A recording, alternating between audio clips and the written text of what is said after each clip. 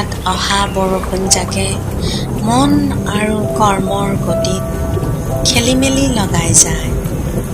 শুকুলা মেঘৰ আঁৰত লুকাই থকা শীতলতাই চিপ চিপ শব্দৰে দীঘল দীঘল ৰেখাৰে নামে খন্তেক থমকি চাবলৈ বাধ্য কৰায়। প্ৰকৃতিলৈ সতেজ লহৰণা বৰষুণজাকে ক'ব নোৱাৰাকে এটি মিচিকীয়া হাঁহি ওঠত আঁকি থৈ যায়।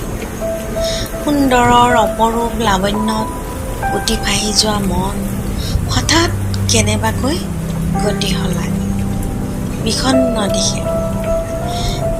মনত আহে বাৰিষাৰ বানপানী, মনত পৰে ধাৰাসাৰ বৃষ্টিত জৰ্জৰিত গাঁওবাসী আৰু তেওঁলোকৰ চকুত স্পষ্ট হৈ থকা বিষাদৰ কৰুণ চাৱনি। কৃষকৰ স্বপ্নভংগৰ কৰুণ ছবি।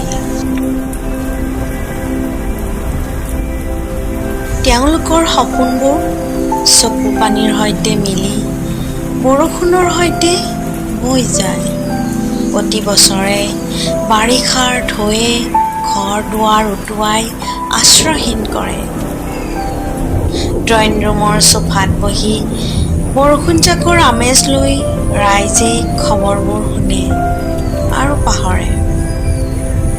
কোনোবাই হয়তো হুমুনিয়া কাঢ়ে, কোনোবাই হয়তো ঢোল পিটাই এদিন দুদিনৰ সাহাৰ্য দিয়ে আৰু কথাটো সামৰে। আগৰ দৰেই সমস্যাবোৰ সমস্যা হৈ ৰয়। এনেদৰে হঠাৎ অহা বৰষুণজাকে জীৱন যাত্ৰাত খেলিমেলি লগাই ৰং চায়। তথাপিতো বৰষুণজাক সুৰীয়া সুৰত নমা সতেজতা ভাল লাগে। নিজৰ পৰৰ ভেদভাৱবোৰে সুখত হেঙাৰ হ'ব নিদিয়ে।